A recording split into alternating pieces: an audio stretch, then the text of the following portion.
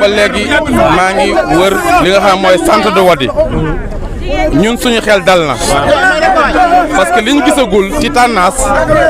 amagul nan 85% yoo xamante coalition Wallu Yewwi am nañu ko ci département bi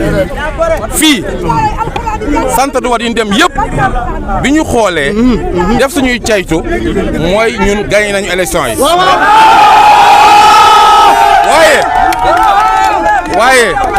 nañu gën a am prudent yéen ndaw ñi na ngeen sécuriser seen vote ñun li si war def daan ko si def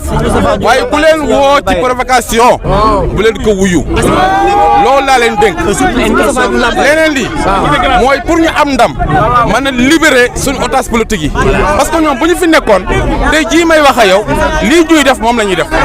mais ñoom nee nañu ñoom ña nga foofu waaye seen xel jigi fii